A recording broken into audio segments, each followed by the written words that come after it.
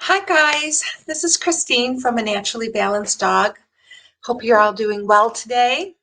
And today I wanted to take a few moments and talk about how to choose the best ingredients for your dog's homemade food, particularly for dogs that have allergies and or other health issues. And so this is kind of a topic that um, I feel very passionate about, and that's primarily because, um, like probably many people out there who have dogs with allergies, know how much their animals struggle and have problematic uh, areas such as the skin or digestion and or ear issues and things of that nature. And so this kind of started for me many years ago, and I've had several dogs that have had pretty bad allergy symptoms. And it took me a while to learn about what are some of the things that I was able to do to help improve my dog's overall health and their well-being, even though that they suffered from allergy issues. And so it started back in 1987 with one dog. Her name was Brandy. She was a beautiful little Sheltie, and she struggled with allergies her entire life, skin allergies, a lot of itching, scratching. Her skin became raw. She always had infected ears. And after her passing and through her life, I took her to the vet, obviously, and, she was given steroids to help control and manage her symptoms. And back then, I really didn't know any difference, and I listened to the recommendations of my vet, um, and I really didn't feel like, she had a happy life, but I think that the quality of her life could have been much better. One of the things that was never talked about was, feeding a species appropriate diet and or changing the diet and how that would affect her. Instead, what we did is put her on different medicated dog foods to help try to manage the symptoms. And so years after that, I discovered actually um, fresh feeding and feeding our dogs a non-processed food, which made sense to me. And so I started feeding raw back in 2000. Um, and then during that time, another dog came to me that was a very healthy young dog, but at about 6 months of age, I had bought a new house. Obviously, she was 6 months. I bought a new house and I had carpeting put in. And I had the rooms closed off with the new carpeting as the workers were in there and so forth. And my dad came out to visit, and my house wasn't set up. And so I gave him my bedroom to put his stuff in and to be able to sleep in there while I slept on the couch. And then my dog slept with me. So uh, uh, the first night that we slept in there, um, when I woke up in the morning, my dog was just covered in hives. Her face like was swollen, her eyes, her lips, there was like pus, they were split, her ears were blown up. She had rashes all over, and I went to the emergency room with her, and there were no bites. There was nothing that was there. And so, upon further research, the only thing that was different was the fact that she was went into a room where there was new carpeting. And so I did a little research and found that the carpeting has a lot of toxic chemicals that they apply to the back of the carpeting. And she had a severe allergy reaction to that. After that point, um, she was never the same. uh, her whole life then became chronic issues.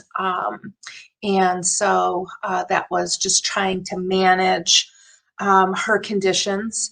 And she then developed a lot of allergy issues throughout her life until she was about the age of 7, which she then developed lupus.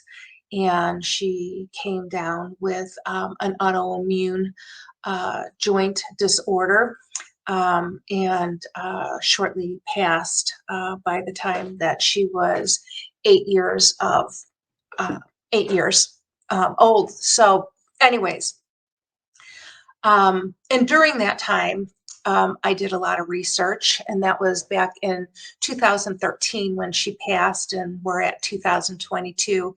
And so I am one of those people who continually try to educate myself.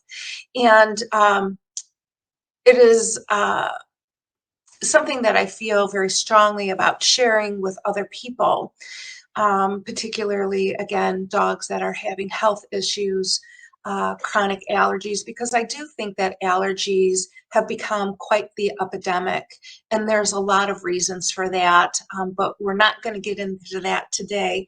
Today, we're actually going to talk about how to choose ingredients that are healthful for your dogs to try and manage health issues and or allergies, or simply just because it's better quality foods. With that being said, choosing the ingredients that we put into our dogs is really based on their health and their health conditions, particularly, as I mentioned, dogs that have allergies or autoimmune issues. Maybe they have inflammatory issues, irritable bowel, leaky gut, digestive issues, skin and coat, ears, and so forth. And so when we consider the quality of the ingredients that goes into our dogs actually affects all of these particular conditions. So we can't all afford to go out and buy grass-fed and grass-finished and organic foods. So we need to make choices um, as we shop for our dogs. And so that's what we're going to kind of discuss today, on how to kind of make some decisions between the different types of foods and ingredients that are out there for those of us who are fresh feeders. So, but before we talk about these specific ingredients, I think it's important that we understand what goes into the bowl. So protein is a main building block for our dog's health. And when dogs eat protein, it secretes an enzyme which is called amino acids. And so there are 22 amino acids that are categorized as essential and non-essential. And these amino acids are utilized to provide structure, growth, maintenance, repair to tissue in your dog's overall body. And so in the categories of proteins, part of what we also feed is the organ meat, which is nutrient dense and rich in vitamins and minerals like iron, zinc, manganese, and liver being the powerhouse organ. So all of the meals that we're providing should have some form of liver and other secreting organs. The other thing is bones are needed for calcium and phosphorus, and then veggies. And so veggies are a good source of fiber. It helps to cover vitamins and minerals and helps to build diversity in the microbiome. So a diverse microbiome helps to strengthen the immune system, particularly for dogs that are struggling with health issues, including allergies. Iodine is needed for thyroid health, and this usually does need to be supplemented. The other thing is we need some good healthy fats, which provide energy and are necessary for the development of nerves, muscles, connective tissues, hormones, and is a good source of essential fatty acids. Um, Healthy fats are also brain food. So I think that that is really important to make sure that the fats that we're choosing within our protein source is going to be a good source of healthy fats. In addition, I like to add herbs and nuts and grains and mushrooms into my dog's bowls because I feel that it helps to balance the bowls out, as well as they also can provide some medicinal qualities as they provide vitamins, minerals, antioxidants, omega fatty acids, fiber, calcium, magnesium, and so forth. And so let's go ahead and talk about each of these categories, and we're going to go ahead and start with protein. So there are different qualities of proteins, starting with factory farm and feedlots versus pasture raised. There's grass fed, grass finished, and they even have stamps on the foods to help us to make better selections. So if you've ever looked at a packaged meat, sometimes you'll see it will say no antibiotics and no hormones. Sometimes it says humanely raised. It'll say organic, grass fed. Those are all indicators for us to begin to make some healthy selections. So why does that make a difference for us and or our dogs as we're feeding our dogs these foods? And so usually when I'm thinking of food, I think of not only food that is healthy for us, but it's also healthy for our dogs. And so I think what we eat is what we should be feeding our dogs, but based on their dietary needs. Ours is a little bit different in, as dogs. So if you are a fresh feeder and you're not quite sure how to create a recipe or a menu plan, please feel free to visit our website at A Naturally Balanced Dog. I have a members page in there, which offers hundreds of different recipes that are nutritionally balanced based on NRC standards, which is a higher quality than the more familiar AFCO. And so that will give you some recipes that you can actually apply. And then the nice thing is that you are in control over the ingredients that is put into your dog's food. And so the difference between the difference between the farm versus pasture raised is going to be what the animal eats itself. So factory farm animals are fed grains, and those grains are generally genetically modified and poor quality food. Poor quality foods for them. They're not their natural foods versus grass-fed animals, which are feeding foods that are more um, appropriate for that particular animal. But that doesn't mean grass-fed doesn't mean that it's pasture raised. And so a pasture raised animal is an animal that is out in the pasture. They're getting sunshine, they're getting fresh air, they're eating their natural food sources. And so those all affect the quality of the meat that we're actually feeding our animals. So how animals are raised and what they're fed plays a part into the quality of the meat. So the more natural and healthy and happy and less stress that these animals are, the better off the quality of the food. And so you might be aware of the conditions of factory farming. These are animals that are unhealthy, they're unhappy, they're fed genetically modified food, which is leached into the muscle. They're given hormones and antibiotics that can be very harmful. And so these are things that are passed through the animal into whomever is ingesting it. And so it's kind of just like the saying, you are what you eat. And so what that animal is eating affects us as we eat and or our dogs are eating. And so that's one of the concerns about the factory farms, but the difference is also in the nutritional differences between factory farm and pasture raised. So according to research, they find that one pasture raised eggs contain twice as much omega-3 fatty acids. It has 3 times more vitamin D, 4 times the amount of vitamin E, and has 7 times more beta carotene than an egg that's raised in factories and or in the feedlots.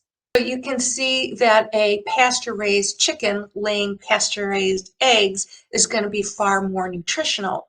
Grass-fed beef usually contains less total fat than grain-fed beef, which is and grain-fed beef or factory farm beef has far more unhealthy fat than the pasture raised, which is a leaner fat. So you're getting better quality fat in a pasture raised versus the factory farm, which has more fat in it, which is the unhealthy fat.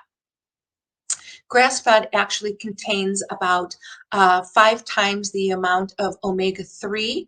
It has a higher amount of vitamin B12, B3s, and B6.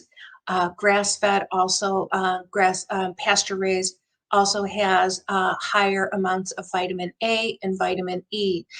And so at the end of the day, the choice is going to be based on your preferences and your values. So not everyone can feed their dogs grass-fed, pasture-raised food. So you need to, make some choices. And so healthier choices, at least kind of how I look at it, is I can't always feed. If I find a good sale on grass-fed, grass-finished, or pasture-raised meat, then I will buy it. In some cases, you could find, pasture-raised meats within pennies of a difference than just standard feedlot food. So, you got to kind of check it out and shop.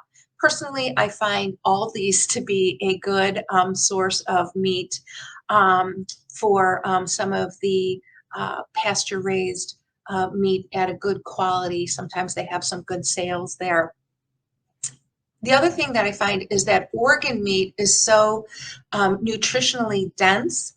And when you consider what organs do, which is to filter out the toxins, and so I try to purchase grass-fed and or pasture-raised organ meat as opposed to the unhealthy version feedlot food, just because farm factory meat has a lot of the chemicals, the hormones, and the antibiotics that are shot into them because they're trying to keep those animals healthy because of the conditions of the lifestyle that they're being raised in. And so to me, if I have an animal that is getting pushed with all those drugs and you have these organs that are trying to push these chemicals out, then I find that if I can feed a more healthy organ meat, I feel it offsets kind of the meat quality that I'm feeding my dogs as well. So I always try to find, again, grass-fed, grass-finished, pasture-raised organ meat, particularly liver. And so there are some companies that are out there where you can buy these from and or buy through your local farmers. And so personally, I don't mind spending a couple extra bucks on organ meat to be able to provide my dog a better quality meat from that choice. And so next, let's go ahead and touch on vegetables. And so the big thing about vegetables is going to be genetically modified foods. GMO stands for genetically modified organisms, which have been altered by utilizing genetic engineering techniques. There are over 25 countries that actually ban GMOs, and unfortunately, our country does not. So the biggest threat with genetically modified foods is that they have harmful effects to the human bodies, and it is believed that the consumption of these genetically engineered foods can cause the development of diseases which are immune to antibiotics. There have been studies that have been done on rats that were fed genetically modified foods for over 2 years, developed more tumors, and actually died at earlier than the rats that were not fed genetically modified foods.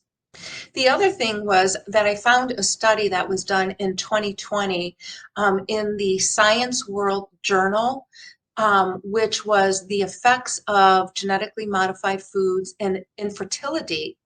So in the study, it talks about how genetically modified products and food safety is still a very controversial issue. And that genetically modified foods are considered to be responsible for the development of infertility, which appears to be a major global issue.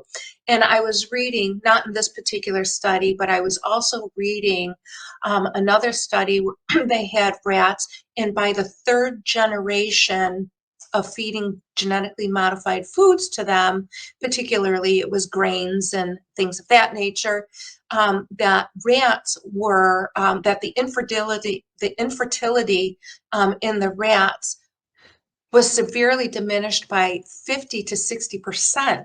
And so that is 3 generations. And when they're using animals like rats, we get to actually see what happens generation upon generation at a much quicker rate.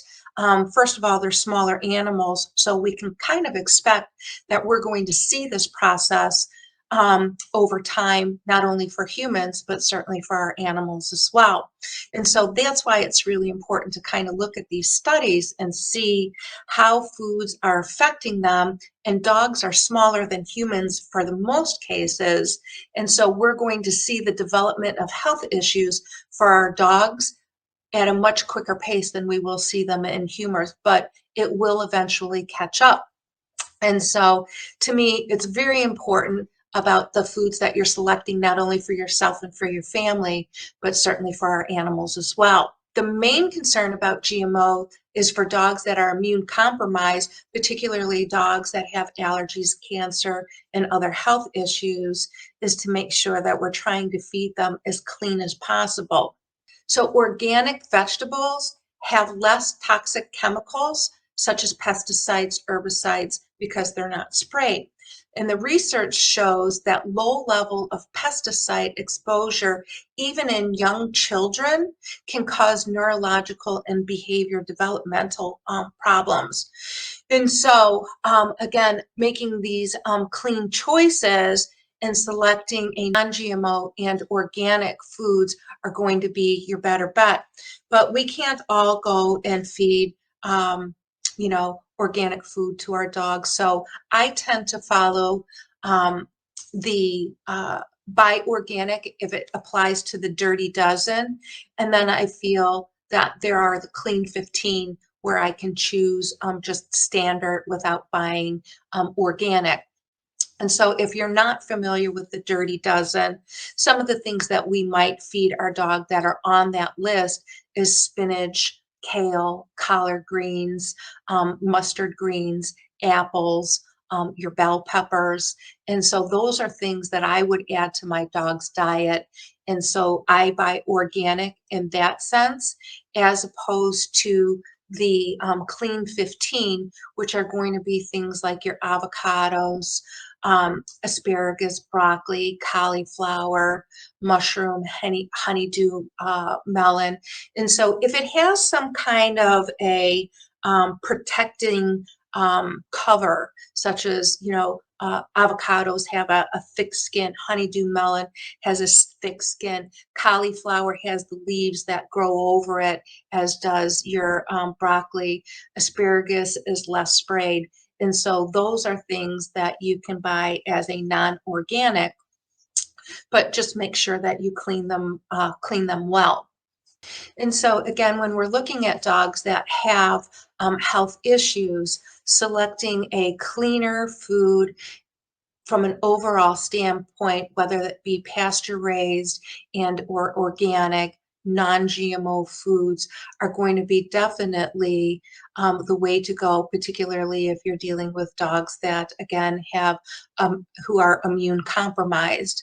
However, a better bet in some cases, and what I do is I plant a garden every year that contributes to what I feed my dogs. So not only do I plant what I enjoy eating for myself, but I make sure that I plant extras so that I can freeze, can, or ferment and store for my dogs. So like the things that I like to plant in my garden, I plant a lot of spinach and kale, because not only do I eat that, but I do use it a lot in my dog's foods, as well as collard greens, and or Swiss chard.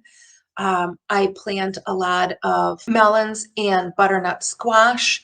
And so those are things that I can store throughout the winter and can utilize into their foods that provide it at a less cost because I've grown it. And but not everybody has a big area. So you don't have to have necessarily a big area to plant your garden, because you can certainly plant gardens in pots. I also do my own herbs.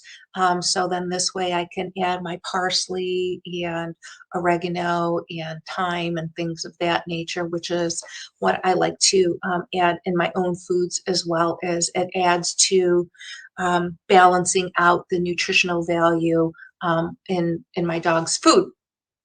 And so, anyways, the best way to treat and prevent any kind of canine issue or any health issue, particularly those that do have allergies, is feeding them a high quality diet.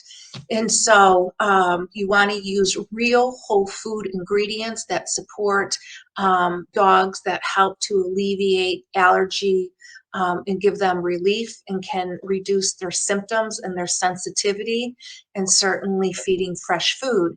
So if you enjoyed this video, please give it a thumbs up, like and subscribe to our channel. Hit the subscribe button so that you can see whenever we upload a new video. We do live events as well, and so you'll be notified for that. And so I'd like to thank you very much for joining me today. I hope that gives you some feedback as to how to make some choices, at least some better choices for your dog food and so forth. And again, thank you so much for joining me, and we'll be talking to you soon. Thank you.